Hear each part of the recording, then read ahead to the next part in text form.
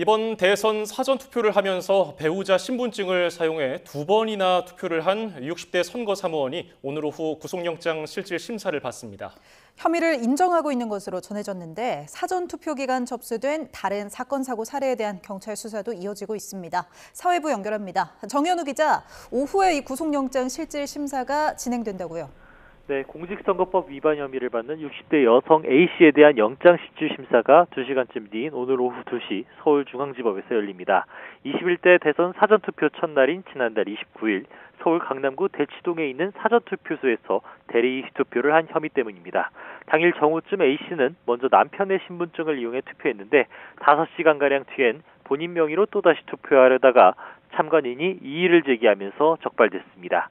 부정하게 행사된 표는 이미 투표함에 들어간 만큼 확인해서 무효 처리하는 등의 조치는 불가능했다는 게 선관위 설명입니다. A씨는 강남구청 소속 계약직 공무원으로 이틀 동안 해당 투표소의 선거사무원으로 위촉된 상태였습니다. 투표용지 발급기 운영 업무를 담당해서 투표지 중복 발급은 수월했던 것으로 보입니다.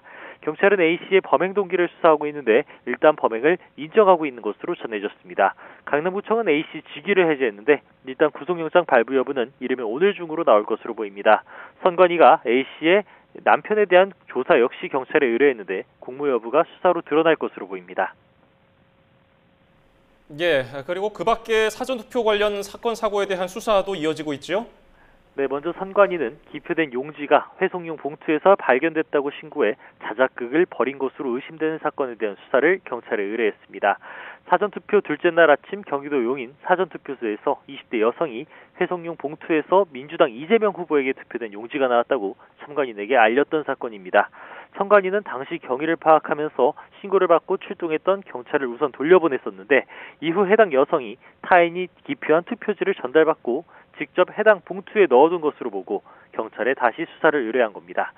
선관위는 회송용 봉투에 기표된 표가 들어가 있을 가능성이 거의 없는 점, 또 해당 여성이 당시 부정선거를 주장하는 일행과 동행한 것으로 보이는 점 등을 근거로 이처럼 판단했다고 밝혔습니다.